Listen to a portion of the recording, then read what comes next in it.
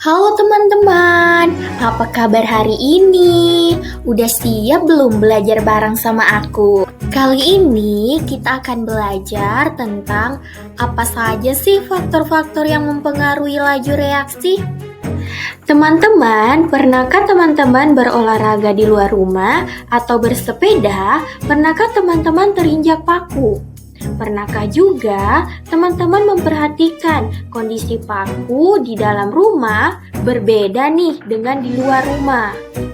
Biasanya paku di luar rumah lebih cepat berkarat dibandingkan dengan paku yang berada di dalam rumah.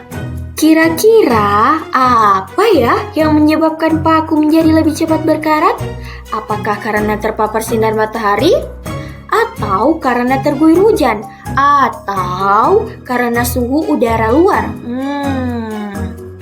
Nah, jadi paku yang lebih cepat berkarat tadi itu merupakan proses kimia secara alami yang mengalami laju reaksi karena beberapa faktor nih. Nah, di video kali ini kita akan bahas nih lebih lengkap tentang faktor apa saja sih yang mempengaruhi laju reaksi.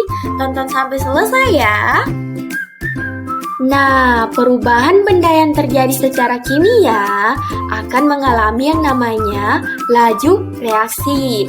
Nah, sebelumnya kita sudah tahu nih bahwa laju reaksi itu terjadi dengan berkurangnya konsentrasi reaksi atau bertambahnya jumlah hasil reaksi setiap satuan waktu. Jika P adalah reaksi, maka P akan mengalami kecepatan pengurangan konsentrasi. Dan jika Q adalah zat hasil reaksi atau produk, maka Q akan mengalami kecepatan bertambahnya jumlah hasil reaksi dalam waktu tertentu.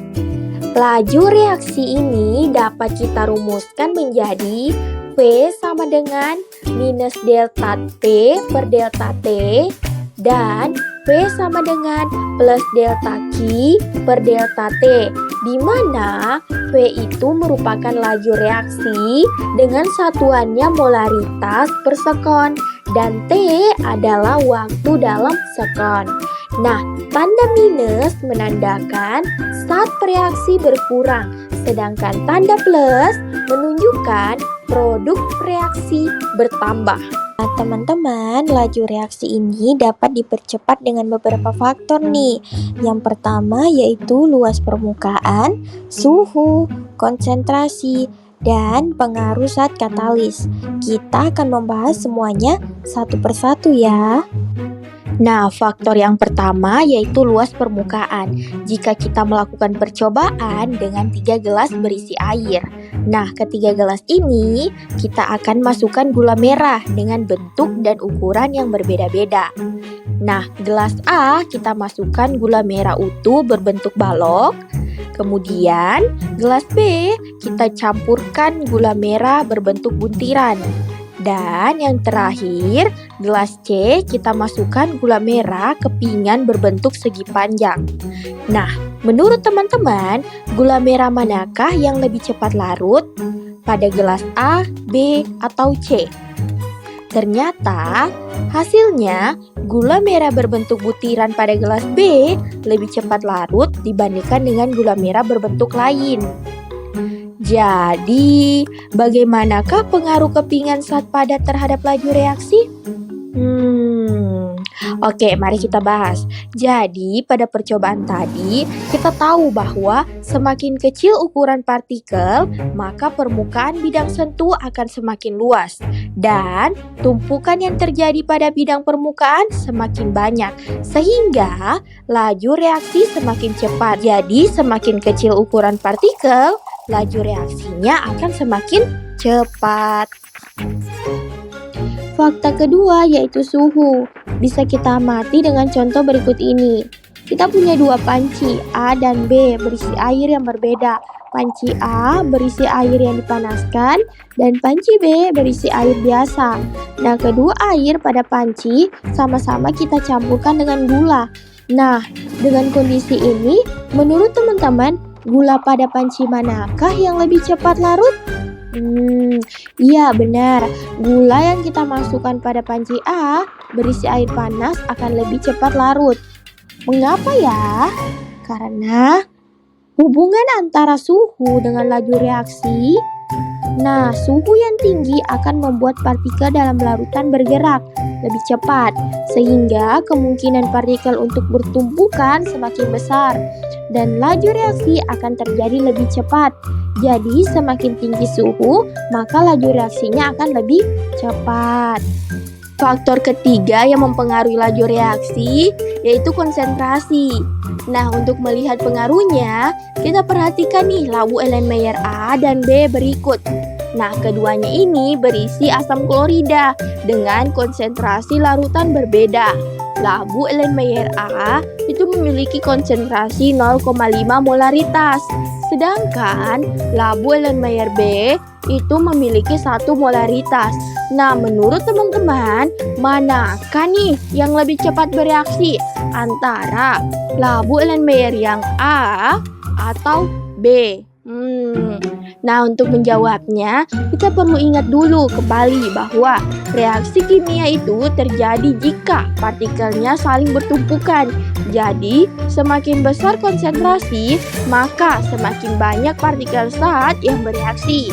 Akibatnya, kemungkinan tumpukan antara partikel akan banyak terjadi dan laju reaksi meningkat. Sama halnya dengan ilustrasi berikut. Nah, manakah yang lebih mungkin terjadi tabrakan?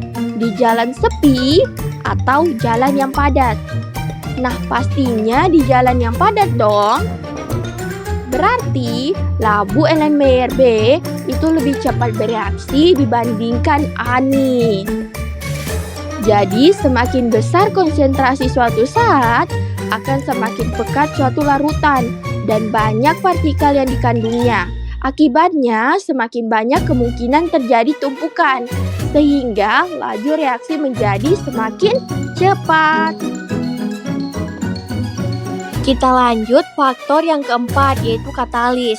Nah, tahukah teman-teman, saat kita makan nasi, karbohidrat yang ada pada nasi akan dicerna nih di lambung dengan bantuan enzim maltase dan air, sehingga memecah maltosa menjadi glukosa. Inilah yang menjadi katalis pada proses pencernaan kita. Jadi, apa sih itu katalis? Nah, katalis merupakan suatu zat yang dapat mempercepat laju reaksi kimia pada suhu tertentu tanpa mengalami perubahan atau terpakai oleh reaksi itu sendiri, sehingga pada akhirnya reaksi zat tersebut dapat diperoleh kembali.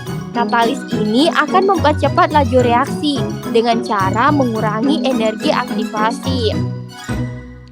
Ada dua nih jenis katalis. Yang pertama yaitu katalis homogen dan katalis heterogen.